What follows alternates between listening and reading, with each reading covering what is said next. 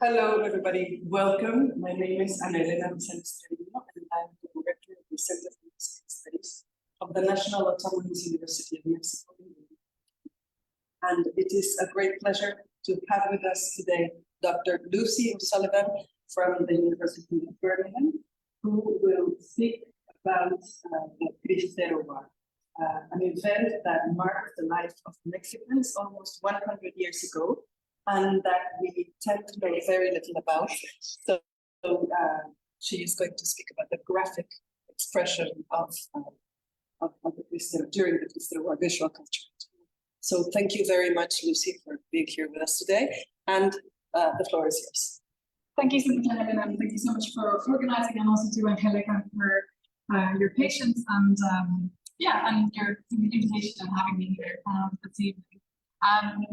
And to those of you who are attending, thank you for coming to listen to this not particularly cheerful topic on a cold evening in November.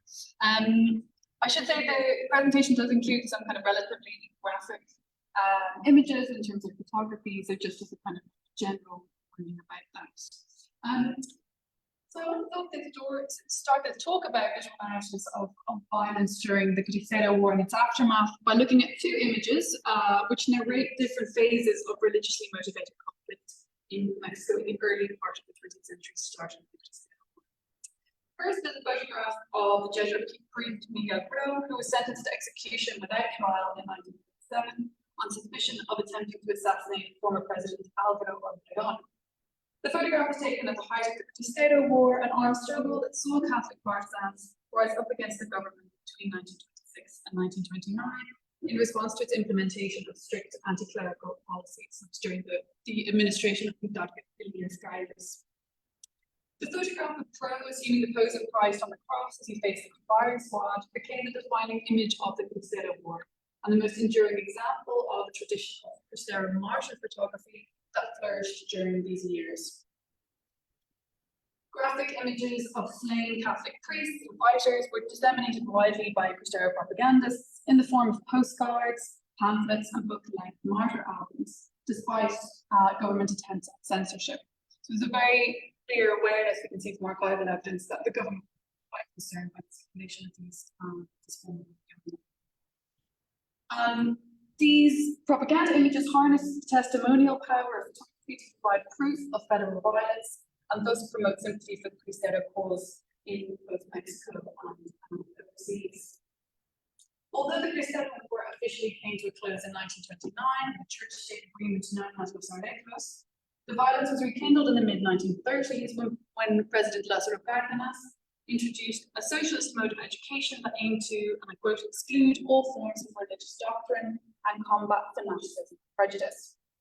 These more radical innovations in educational policy again provoked violent Catholic resistance, this time in the form of sporadic attacks against federal teachers and teachers who were subsequently recognized as martyrs by the Cardinal's administration.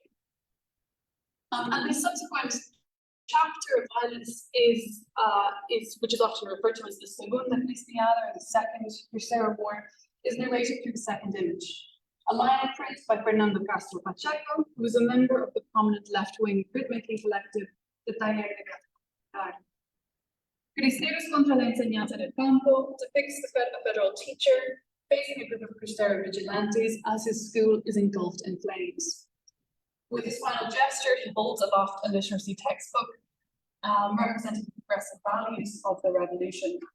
This posture, which echoes that of Pro facing the firing squad and very obviously Christ on the cross, confirms his status as a martyr of the socialist school. Taken together, these images represent competing narratives of martyrdom that developed around these two phases of violence in post-revolutionary Mexico. They also reveal how anti-clerical artists like Castro Pacheco drew inspiration from Catholic and specifically Cristero iconography when they came to constructing their own visual cult of martyrdom around the figure of the murdered teacher. And in this talk, I want to focus on those strands of influence in the anti-clerical art that we see developing in the 1930s, particularly this attempt to construct a visual cult of martyrdom around the figure of the socialist teacher. And in doing so, I want to think about what role artists and images play in the construction of martyr narratives and the religious context more broadly. So just to establish a bit of context around the construction of martyr narratives and what role visual culture plays in that process. I just want to start with a couple of quotes here from Isabel Castelli and David Cook. So martyrdom as a phenomenon is dependent on two distinct but interrelated forms of witnessing. The martyr is one who bears witness to Christ and whose sacrifice is then in turn witnessed by an audience. And this is the point that Castelli underlines here. For martyrdom to take place, there must be a witness. The event must be seen by the public. And discussing the phenomenon here across various religious traditions, David Cook explains that if the audience is not an immediate witness to the event of martyrdom, then there has to be a communicative agent, someone who will shape a narrative around those events and then transmit them to an actual audience. As Cook explains, in order for that narrative to be successful, the spectacle of sacrifice, the spectacle of the martyr sacrifice must be emotionally engaging. It must be compelling in an emotional manner. Referring to the construction of this process of narrative construction, he writes, this stage of martyrdom is perhaps even more crucial than the actual suffering of the martyr. The traumatic events are molded into the most emotionally powerful narrative that the transmitter is capable of composing. And it's only through the creation of this emotionally powerful narrative that martyrdom can achieve its ends, which is ultimately to expand the community of believers through conversion. And this generative interpretation of martyrdom, the idea that it expands the community, is expressed through this very oft-quoted metaphor, the blood of the martyrs. This is attributed to the early Christian theologian Tertullian, and this is an idea that returned to. Although they were rarely first-hand witnesses of these events, revolutionary artists, like the Cristero propagandists who came before them, acted as communicative agents, to use Cook's terminology. They constructed visual narratives that visually transmitted acts of Cristero violence to a secondary public audience. And the objectives of artists like Castro Pacheco were fundamentally the same as the Cristeros who had come before them. Their objectives with these narratives were to, one, denounce the brutality of the enemy, and two, to promote a sense of collective identity rooted in the sacrifice of the martyr. And this is, of course, exemplified in the context of Christians to the Catholic identity in the way that collective identity coalesces around the image of Christ's suffering on the cross. So I'm going to explore this evening how revolutionary artists acted as communicative agents in transmitting the martyrdom of these socialist teachers to a public audience, looking at two sets of examples. The first is a fresco cycle, which is at the Centro Escolar Revolución in Mexico City, and the second is a series of lithographs produced by Leopoldo Mendes, the printmaker, the lead figure of the Taller de Gráfica Popular. First, looking at the murals painted by a group of artists known as the LIR, the Liga de Escritores y Artistas Revolucionarios. I'll be looking at how this fresco cycle constructs, uses sort of the architectural space of the school to encourage onlookers to engage with these murals in the way that they do devotional imagery in the church space. Then moving on to look at the lithographs by Mendes, this collection titled En nombre de Cristo, han asesinado a más de 200 maestros. I'll be examining how he draws inspiration from specifically Cristero martyr iconography to construct his own revolutionary martyrology or compilation of martyr pictures. And I did mention that I'd be looking at Alfredo Zalce. Unfortunately, I've been waiting for a high quality image of one of the murals, and still haven't been able to take it from an archive. So we're going to leave Salcedo inside for this evening and focus on the fresco cycle and the lithographic collection. So just a bit of context on the artists who were involved in these two projects. Reyes, Gutierrez, and Mendez were the three artists I'm going to be largely focusing on. Were affiliated with two of the most prominent left-wing art collectives in Mexico in the 1930s. These were mentioned the Liga de Escritores y Artistas Revolucionarios, which was comprised of a combination of artists, writers, musicians, playwrights, and then the Taller de Gráfica Popular in the case of Mendes, which was an exclusively printmaking group. There was significant overlap between, in terms of the membership of these two groups, with Mendes being a founding member of both collectives. And what we find is in contemporary research about the Cristero War and the Segunda Cristiada, these artworks are often used in an illustrative capacity. They're used to represent, to illustrate the history of the Cristero War and the Segunda Cristiada, really in a kind of decorative way. But we never really think about what role those artists played themselves or how they conceptualize their own role in these struggles. So it's important to think about how they saw themselves as participants in these societal struggles relating to religion in the 1930s. And this involvement took shape in many ways. Firstly, many of the artists who were involved in these two projects contributed to the government's education program in various ways, either by producing illustrations for educational publications or acting as teachers themselves, sometimes in pro-Cristero communities. So in the case of Mendes in 1929, he worked in the state of Jalisco as a government educator as part of a campaign by the Ministry of Education to promote what it referred to rather euphemistically as the pacificación espiritual of the people in this particular community. And this was 1929, the last year of that very bloody conflict, Cristero War. So artists like Mendes were very much at the front line of these conflicts in many respects.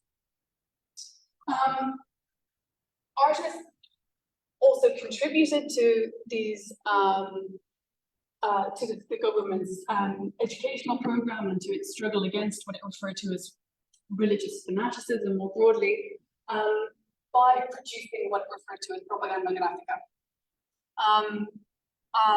And these works were explicitly produced with the aim of combating what the print collective, the TGP, referred to as fuerzas reaccionarias. And this was a term that was used very broadly to refer to fascist groups, but also the fanáticos religiosos like the Cristeros. So we can see this very explicitly in one of the, we have on the far side, we have the example of, this is a TGP print which was produced for rural teachers working on part of the government in the countryside, urging them to use the propaganda of the Taller de Gráfica Popular as a weapon against those who work in education in the countryside, directly to the threat of the Cristeros.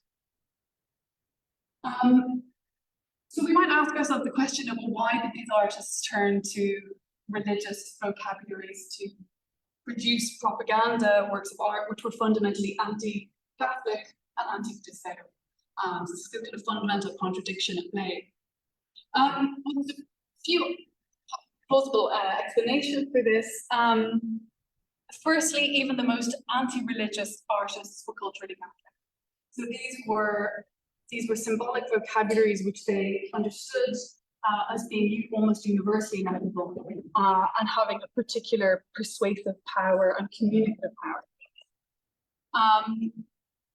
Secondly, their approach was very much in keeping with what has been referred to as the transfer of sacrality during the post-revolutionary period.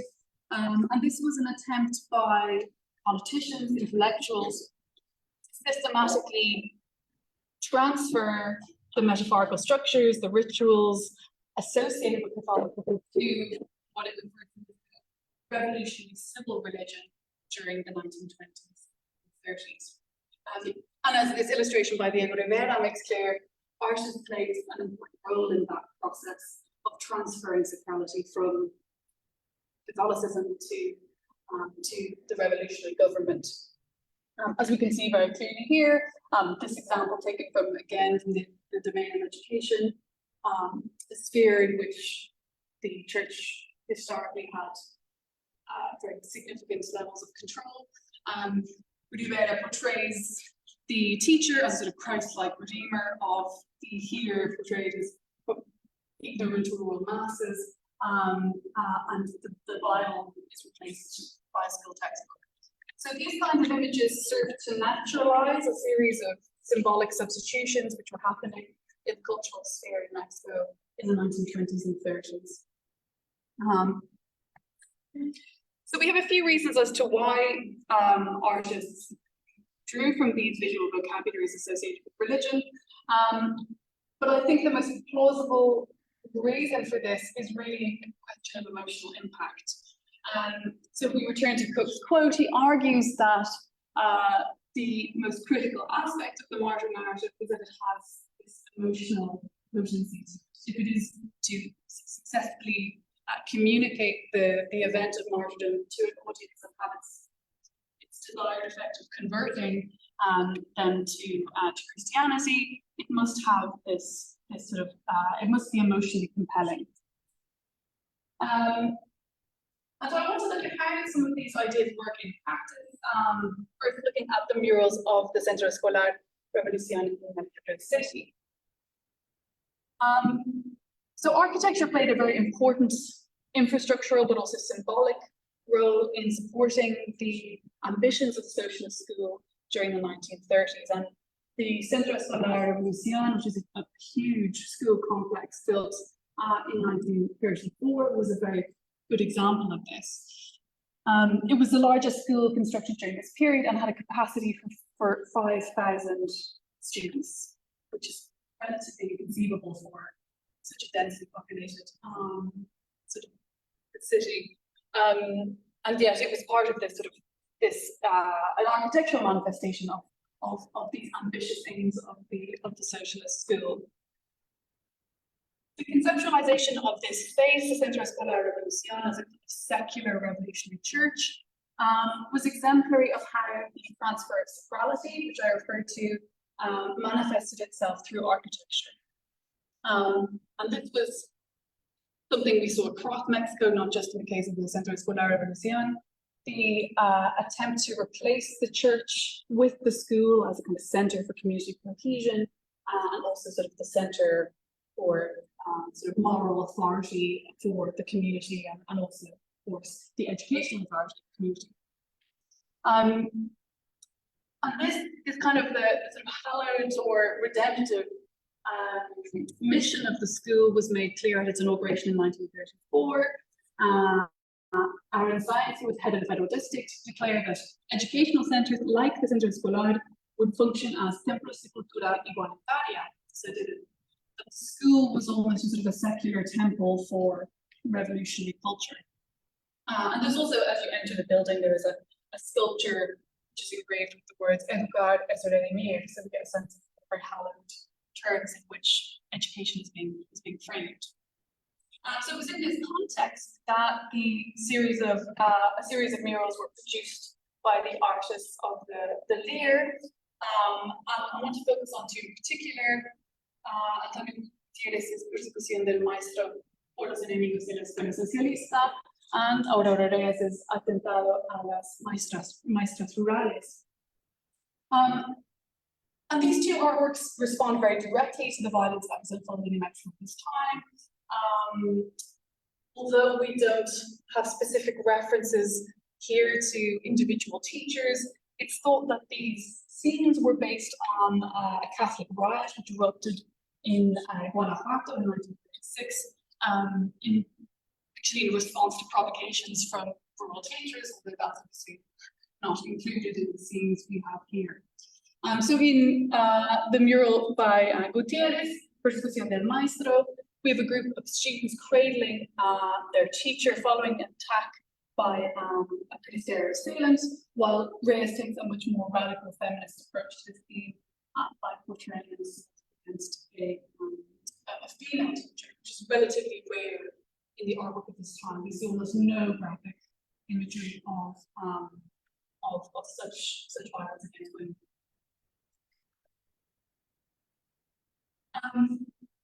As visual martyr mountains, these two murals pursue, again, the same objectives as the martyr photographs we looked at earlier. And their fundamental aim is to establish a secondary audience for the event of martyrdom, to establish a public who will witness, authenticate these acts of violence. And details within the mural give us some hints as to who this intended audience was. If you notice in both the scenes, we have students who are presented as important protagonists in both murals. They are first-hand witnesses to the martyr's narrative, the teacher's martyrdom, and there was an interesting interplay of gazes. So some of the students in both images who are positioned at the far side of either mural, some look directly at the Cristero assailant, watching in horror as this violence unfolds. But some of the students are also looking out at us, drawing our gaze into the mural. And what is interesting to think about, well, who was this viewer? The children are looking out to meet the gaze of a viewer, but who was this viewer? And of course, in the case of the Centro Escolar de Educación, that viewer would have, in most cases, been a child of the same age of the pupils who were depicted in the frescoes. This was a time when muralism was being routinely used in church spaces as a kind of didactic tool. So the decision to foreground these students in this way and to draw the child viewer into the scene also as a witness of this violence suggests that it was an intentional strategy on the part of these two artists, and that in some way witnessing this violence was to form part of the students' education experience.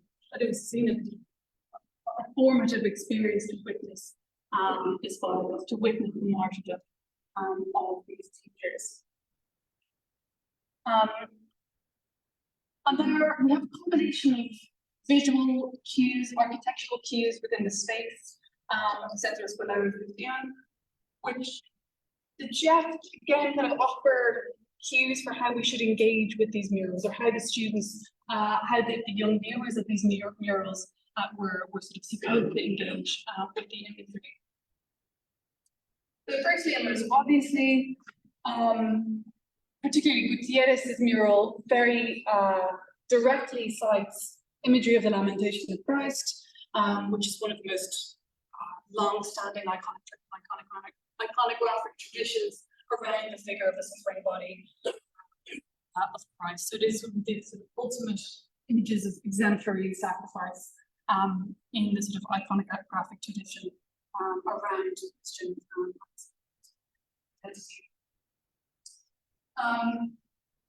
by modeling the figure of the Maestro on that of the supine Christ, Gutierrez seems to be looking to activate a kind of devotional gaze in the viewer that we might associate with religious iconography, trying to stimulate some of those kind of emotional responses that these images would provoke in church spaces.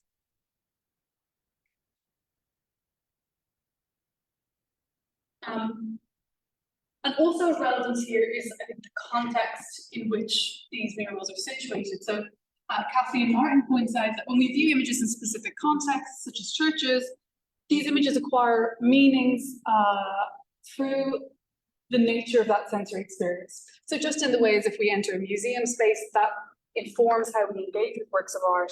Similarly, in the space of a church, that environment informs how we engage with, how we engage with or view these artworks.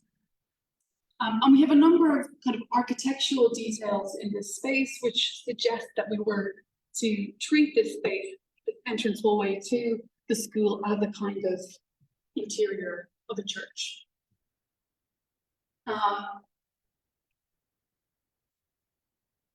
So in addition to the series of murals which we have in the entrance, we have a series of 12 stained glass windows painted by Fermín Revueltas, which are sort of, again, sort of towering above us, would have been positioned in places where the students had their classes and their meals. Like these vast panels, like the one shown here, Facebook is la historia de Mexico, the murals are positioned in an elevated space. They draw our gaze upwards, creating that sense of verticality which we usually associate with spaces of worship, in the way that they try to architecturally link viewers with the divine. Kind of a method that we see again and again, positioning of iconography in elevated spaces.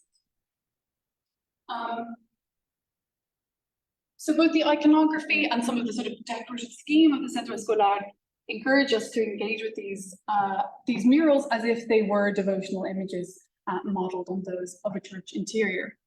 And what the intended outcome of that engagement is, of that witnessing carried out by the school's pupil, is indicated in the central section of frescoes that form this particular cycle. The central panel by Gonzalo de la Paz Pérez, which is entitled Alegoría a la Escuela Socialista, shows the school itself emerging. It is this image on the far side. It shows the school emerging from a fractured landscape of violence. We have kind of several symbols there of reactionary violence: the mitre, the swastika, and the crucifix. But then we have, to the left-hand side of this, a mural entitled Fascismo y Clero, Enemigos de la Cultura, which portrays a female student reading from a textbook and a male student listening attentively to her. These murals are interlinked as a kind of narrative sequence, and if we read them together, there is an interlinking of the imagery of martyrdom, and then this imagery of the school surging up from the same landscape, the landscape that has been fertilized with violence, the blood of the martyrs. And we might read these two children here as a sort of Adam and Eve of the socialist school, carrying that doctrine forward into a future.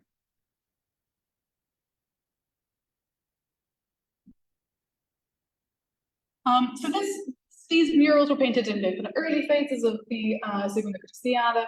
I want to look now at a series of lithographs by Leopoldo Méndez entitled In Nombre de Cristo, which came towards the end of this period of violence.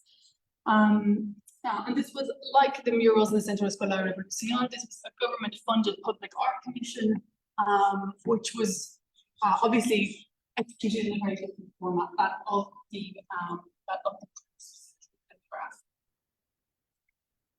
So in 1939, Méndez produced this portfolio, this collection of prints, to commemorate specific teachers who'd been murdered by Cristero fanatics, they're referred to, in the states of Nayarit, Guanajuato, Puebla, and Michoacán between 1936 and 1938. The collection was notably commissioned by the Ministry of Education, so again, this has been commissioned by the government, and it constituted the government's main visual response to that period of violence. 3,200 copies were printed, which is pretty high in the context of the Taller de Gráfica Popular and their general output for this kind of material. And they were distributed free of charge to the public. As in the case of the murals we saw in the Centro Escolar Revolución, the main function of these lithographs was, again, to establish that secondary audience for martyrdom, to make visible that sacrifice in the public sphere. And we have, in these images, again, cues for visual engagement. Just as the murals at the Centro Escolar Revolución look out to us and draw us in, we find similar techniques in Méndez that point to us that we should engage with these images as a witness to the violence. In this print, which is dedicated to Professor Juan Martínez Escobar, who was murdered in Guanajuato in 1938. The Catholic perpetrator shown here before, disguised as Christ, and this is an allusion to the title of the collection, En Nombre de Cristo. The perpetrator is followed by a sea of eyes, a sea of accusatory gazes that represents a witnessing public for this violence that extends to us as the viewer. Unlike the case of the Centro Escolar murals, it's relatively difficult to work out who was meant to be a part of this audience, who was the intended spectator. We don't have a great deal of archival documentary information really about how this portfolio was distributed. But I think we can draw some tentative assumptions around the intended audience. I think in the first instance, they were published in Mexico City. It is likely that these murals were in these lithographs in the first instance were disseminated to the public, again, on the part of the government as a tactic to highlight the sacrifices of these teachers in a way that might fortify a sense of collective revolutionary identity. This is usually the function that martyrdom plays, to consolidate a sense of collective belonging around that exemplary sacrifice. But it also seems that, given that they were produced specifically by the Ministry of Education, it seems likely that they were also aimed at Catholics who were at least sensitive, sympathetic to the Cristeros, if not sort of openly supportive of them. My reason for drawing that conclusion is that the lithographs contain several sort of visual references to Cristero propaganda in a way that suggests that this true creative inspiration from Cristero propaganda, specifically its martyr images. So specifically, I think the collection En Nombre de Cristo was likely modeled on the Cristero martyr albums, circulated very widely during the war. These are a couple of times from 1927 to 28. And these albums were modeled loosely on the format of the Catholic martyrology. And that is a catalogue of testimonies summarizing the exemplary lives and deaths of saints and martyrs for didactic purposes. The formative albums like the Galería de Mártires Mexicanos, which is the first book shown on the slide, combine photographic images of specific martyrs with texts that describe the date, the location, and circumstances of their deaths, often drawing from eyewitness sources. And that was a very common feature of early Christian narratives, the incorporation of eyewitness accounts that would give a level of sort of testimony that authority to those texts. As the title suggests, the Galería de Mártires Mexicanos, these martyrologies, these Cristero martyr albums, were very much reliant on the use of photography to sort of stage the sacrifice of these martyrs. Firstly, photography was a means of providing evidence of government brutality, of violent persecution of Catholics. And secondly, it enabled viewers to assume that role of witness, to be very much in an almost unmediated way to witness the death of those Catholics. Given that Méndez worked in Jalisco, which was a Cristero heartland, in 1929, the final year of the conflict, it is highly likely that he was aware of this kind of propaganda material, particularly given that he was working with communities that have been identified as specifically sympathetic to the Cristeros at that time. But we also have a number of features in his prints that again suggest that he had creative influence from this model. So like the Cristero Martyr albums, In Nombre de Cristo is structured as a compilation of individual martyr narratives. It pairs individual lithographic portraits with short texts that detail the name and martyred, the name of the martyred teacher, the date, the location, the circumstances of his or her death.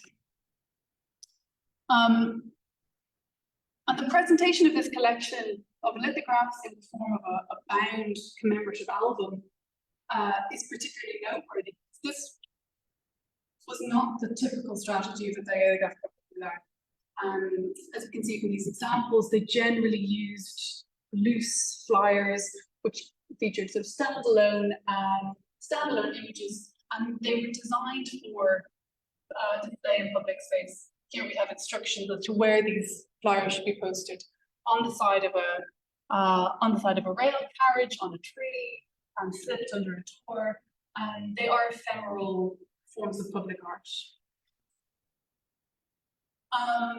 By contrast, the collected structure of In Nombre de Cristo and the materiality of this book, this staple book that we have, invites a very different kind of engagement. It invites a much more sustained, intimate gaze that encourages us to read this as a series of narratives, as a series of stories of the suffering of these teachers. The lithographs also reproduce or reflect a concern with textual realism, which we find in the Cristero examples. In these descriptive texts that we have alongside each image, Mendes has incorporated sources such as newspaper reports, judges' statements, quotations from testigos del lugar, which is very typical of Cristero propaganda and native early Christian narratives, in an attempt to reinforce their testimonial authority. And that was very much the aim of Cristero propaganda, to show the true history of what was occurring in Mexico. We see that here, the subtitle, Narraciones Verídicas, this idea that this was the truth of what was happening to Catholics. And this very clearly harnesses that sort of that conservative realism, verisimilitude in these texts. But it's also evident in the kind of visual language that he uses in these prints.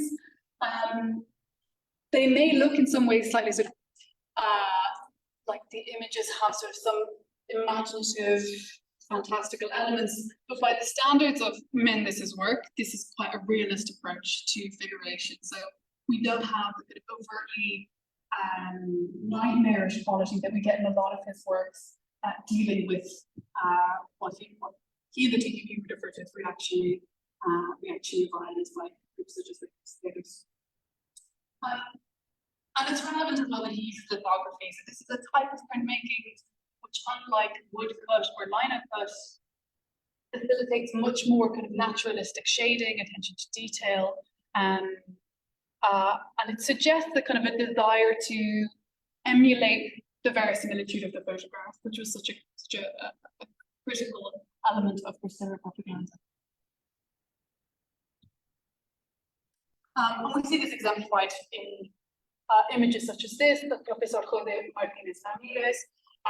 The detail of the teacher's sunken cheekbones, his titled hair, his crumpled clothing, all bear very close resemblance to a lot of the kind of the features that we have of Cristero photographs. And the suggestion that he was in some way trying to emulate the photograph, the kind of photographic aesthetic through print, the form of the print, is suggested by the image's very direct visual quotation of Francisco de Goya's print Tampoco. So Francisco de Goya was a 19th century Spanish printmaker and was very much considered the sort of precursor to modern war photography as we would understand it. He produced these very arresting, unflinching visual accounts of the Peninsular War, and he used compositional strategies that draw our eye to the victim. There's sort of compositional simplicity, there is a relatively sparse background and the very obvious centrality of that figure. So it seems that Mendes was trying to borrow these techniques from Goya to position us as a witness to the death of this particular teacher. But Goya's etching is not the only visual reference embedded in this print. Like the lineup that I showed at the beginning by Fernando Castro Pacheco, this image taps into very obviously into Cristero and then more broadly Catholic martial iconography. The portrait of Jose Martinez Ramirez recalls a very widely circulated photograph from the first Cristero War of a priest named who was executed in Jalisco in 1927. And the very widespread circulation of this image, which appears, I have come across this image in archives all over the place in the UK, in Mexico, but also in the US, I think was partly down to the fact that it so closely resembles the image of Saint Sebastian. We know from the martyr accounts of Sedano that his body was used as for firing practice, allegedly by federal soldiers, and this very much echoes the story of Saint Sebastian, who was bound to a tree and was shot with arrows. So it seems that Mendes is very intentionally drawing from a range of iconographic sort of references here would suggest, to appeal to an audience who would have been familiar with these images, probably a broadly Catholic audience, but also specifically groups with Cristeros.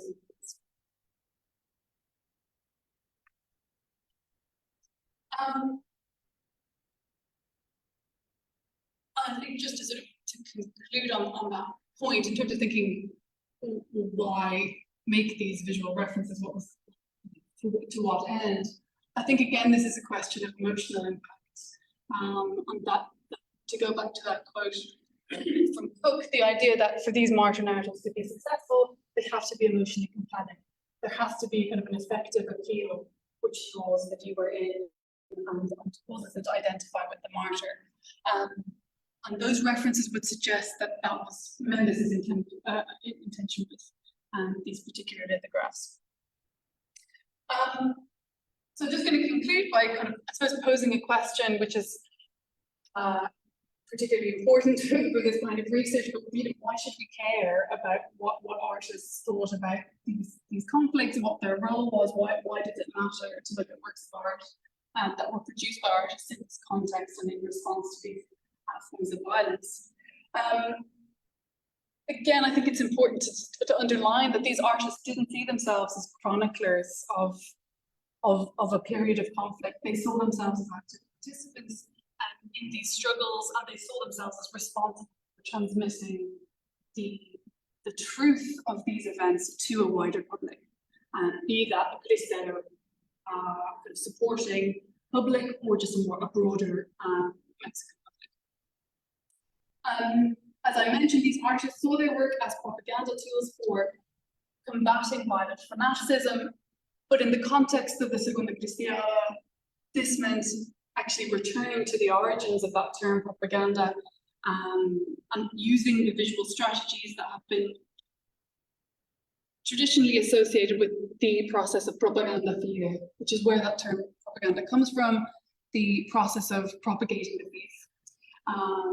And we've seen that in Mercedes and Mendes, that this involved drawing from certain visual repertoires, images of exemplary sacrifice, but also using strategies, spatial strategies, and then forms of representation that would draw viewers in and encourage them to treat these images in the way they were devotional religious images.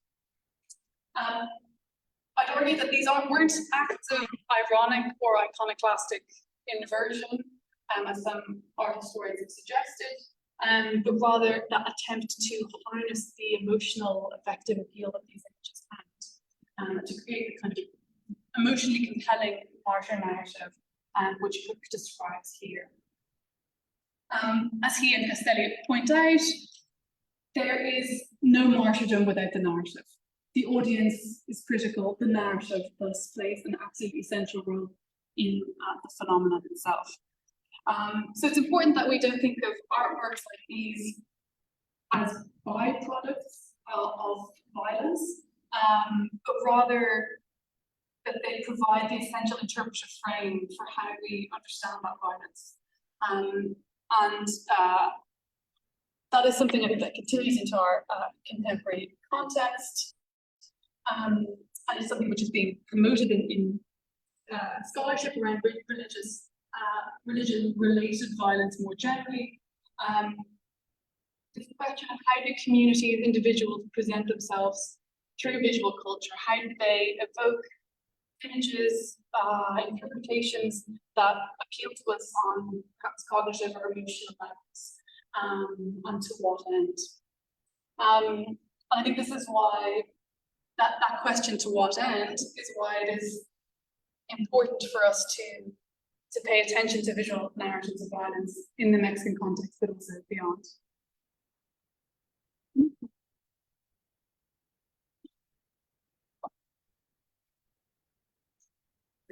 Thank you very much, Lucy. What a fascinating presentation. And wish to make questions. I have lots of ideas. This is very, very fun and from many different angles. Even the Mexican tradition of muralism that has been, especially has been said to have a lot of inspiration from the Italian Renaissance, from the early modern period, and the halos of the saints are substituted by the straw hats. And sort of, but this overlapping discourse is very thought-provoking, and I don't think it was conceived to problematize, but rather to polarize the situation. But it is very problematic because we find both parties using sometimes the same arguments, the same postures, even, but for completely different purposes. And I was thinking of, alas, I don't know, visual aspect, just the linguistic aspect, what's the definition? And the 16th century was fighting between Protestants. And I did happen to, when I was with that sort of research, I did come upon booklets of religious controversy that were defending opposing sides, but that were exactly the same thing. So I think there is, I wouldn't say it's unconscious, but maybe a bit unconscious link to engage with something that is familiar and language that's and through that familiarity convey a new message. I found that the school, I didn't know about this school. It is very strong. I mean, I don't know, do you know if it continues to be strong? Yeah, it is. So it was inaugurated in 1934. That is almost a century of children walking underneath those images every day. That's very strong, because that was the purpose of that. Really worked out about cathedrals, having these visual encyclopedias, and going to that sort of school where you grow familiar with the slightest fold in the fabric of the dress. So such a strong image. And I mean, for muralism, this concept of integración plástica, which meant that the murals and the architectural space work together to create the message of the mural. It was an idea that I was very keen on. Murals don't exist in isolation; they're part of the architectural. I think that is a really good example of that space. That's all of these kind of elements like stained glass panels, which are very church-like, and which on some level encourage us to look at this imagery in a certain way, even though it's not necessarily that obvious at first. But absolutely that kind of absorption of imagery. So yes, exactly that, space of worship. At the times of their cheap circulation. I think I spoke to you when the first night about these little cards, small cards that have the image of the saint. Yeah, like a prayer. Very simple circulation because you can carry it with you, you can distribute it as a gift, encourage somebody to pray to a certain saint. So it is a way of commemorating the deceased, but also so that is absolutely and how these images circulated. I mean, these were postcards in some cases. We do have the albums, which are kind of compilation of stories, but also these more discrete images, which would have been carried, I think, it's a way to sort of prayer cards or stampas, like these little kind of little tokens almost of saints. And so there's a really interesting, I think, boundary between the devotional and what is propaganda. That they function as devotional images, and yet they also are propaganda in that they're looking for a political response. So yeah, I mean, these are so widely distributed. They really have come across them. The British Jesuit Archives in London have these images as well. So they did travel very far. And again, I think that's why these revolutionary artists found themselves turning to some of these models, because they were just so powerful in terms of their sort of their emotional charge was such. So yeah, I think that's and yet to us in the age of smartphones, these black and white or sepia photographs have an eerie quality, very mysterious quality. Some are alive, some are dead. Photographs, they're also the way determined by the format, the way we perceive them. Something ghostly about the experience. I've sort of my first sort of phase of research on this was looking at the Cristero propaganda, and I said this is all very new, looking at the revolutionary artistic response to that. But I've been arguing that some of these photographs functioned in a similar way to relics, in that they were tokens of those martyrs. They were perceived as trace of that particular martyr. So again, that materiality has been really important, I think, in the context of this particular brand of form of propaganda. So and yes, as you say, we're so disconnected from that now in many senses in a digital world. That's a punch. It's really surprising.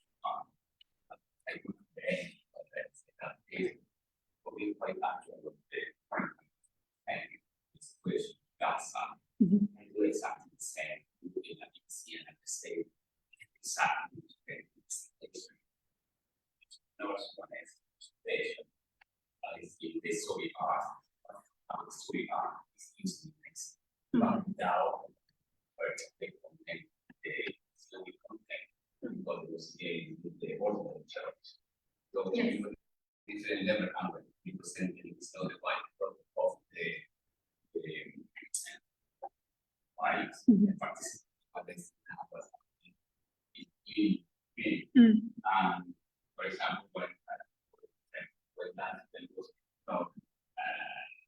silencio and state level ready, but so say Islam is the patient go from zero to one. And I think I said people, they not do it before ground, they did something the same. The same part area, the same position.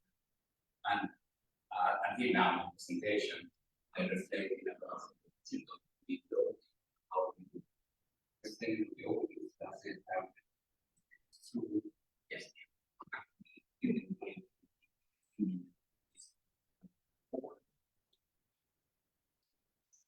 Oh, thank you. Yeah, I think propaganda is such an interesting term because, and it's a really difficult term to use sometimes because, of course, we have the origin of that is Catholic propaganda fide, propagation of the faith.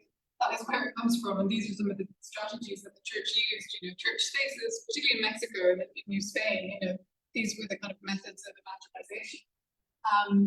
But then we have people like the Taller de Gráfica Popular, those artists, saying that their work was propaganda gráfica very explicitly. You know, they were propagandists and very proudly so. Even though today we think propaganda as sort of, we assume that it means something slightly sinister or that it implies that maybe there's a lack of sincerity.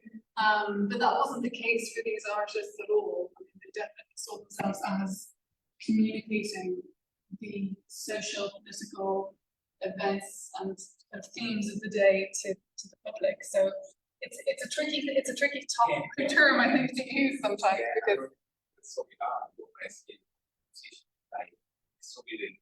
they change the content of the religion of the church. All the people, the cathedral, all the sky, and when I see the picture, they imagine all the art, teaching Christ, and something I see so now, but it used it in another way. And say, what is so different because they imply sometimes spirituality there.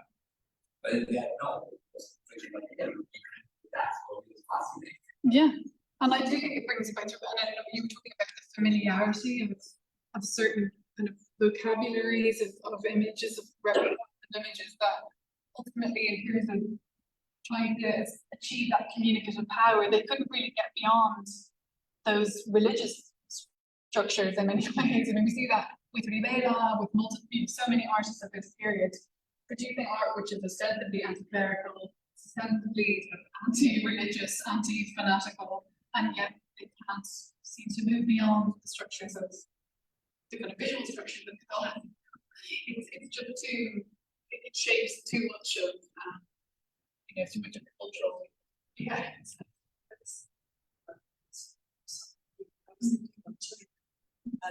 his teachers as partners. Yeah. Being killed and also humiliated by their gun, which is some of the bad guards. Yes.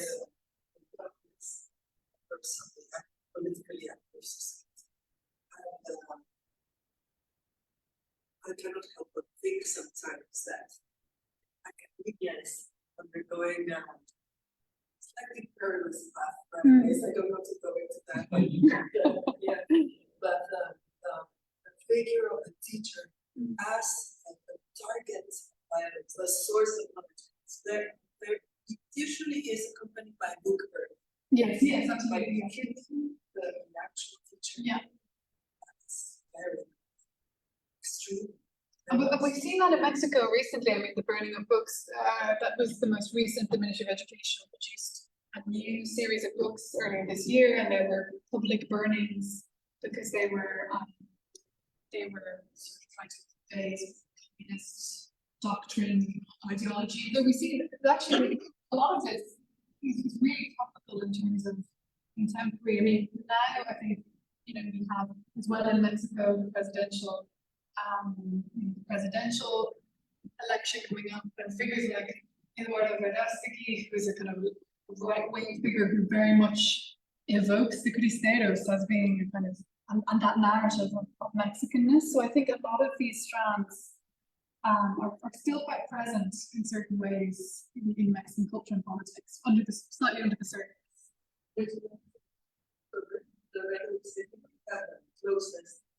But I don't know some stories. My mother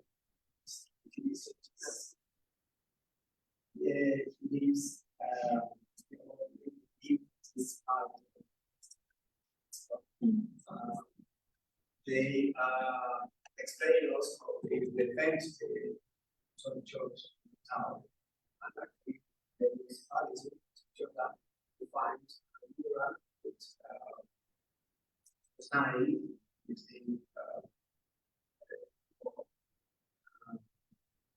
even like having information.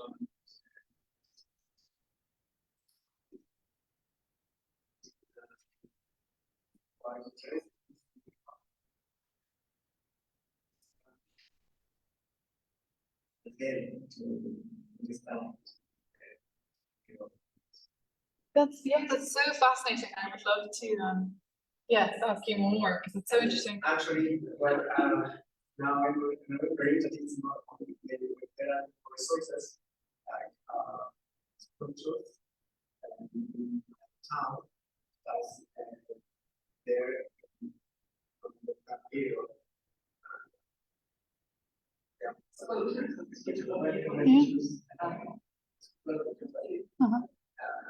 there from that those people from the town.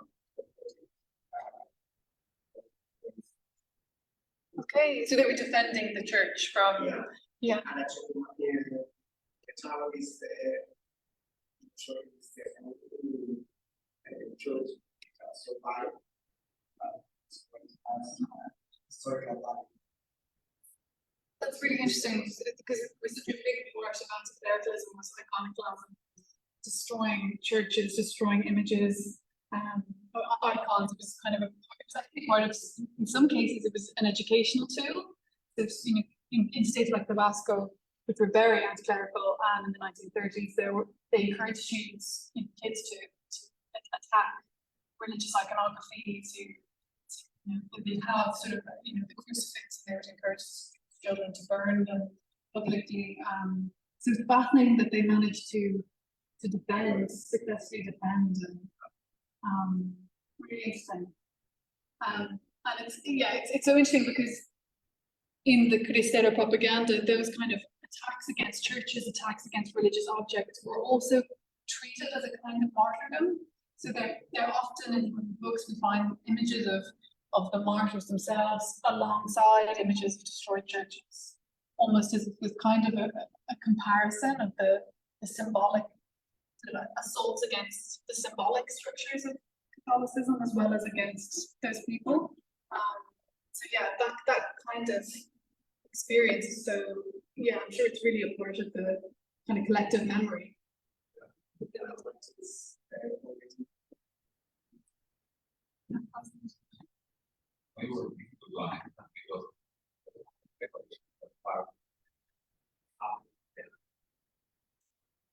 Which the Cristero War?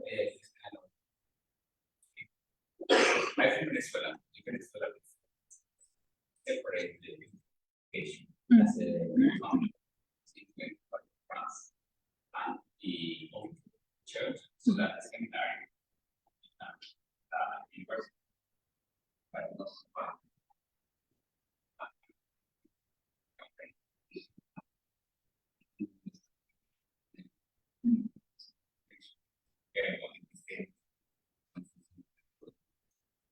That's yes.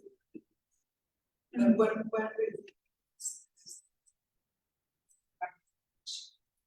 and they still have the Yeah. Yeah. but Mexico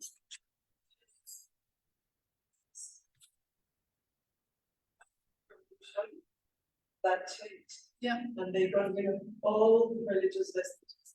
And interesting enough, well, because at the bottom of our banner, there is a little part of it belonged by cicadas. Oh, It's yeah. a very important Mexican periodist. And it is in Spanish, it's Spanish, Yes. and it is a state edition. Yes, I know. Sculpture. And it shows two very fierce birds, which are in Nam's coat of arms, the eagle for Mexico and the condor for the rest of Latin America. And if you observe the map, it starts in Mexico and goes all the way to the end of the continent, but there's nothing that has been erased. And that is also part of the like process, kind of ideological independence. That I think is how things are now. It was very difficult to be the doorstep of the United States at that shadow. Always. Yeah, absolutely. And it's interesting because you've got the quote from Vasconcelos, por mi raza hablar al espíritu, which is, you know, Vasconcelos again was somebody who, in his educational program that he introduced in the 1920s, was having these what he were referred to as misiones culturales, which were the cultural missionaries who went out to, you know, to these rural communities to kind of spread the gospel of the revolution, which was secular, but it used all of this religious terminology. But he's a fascinating character.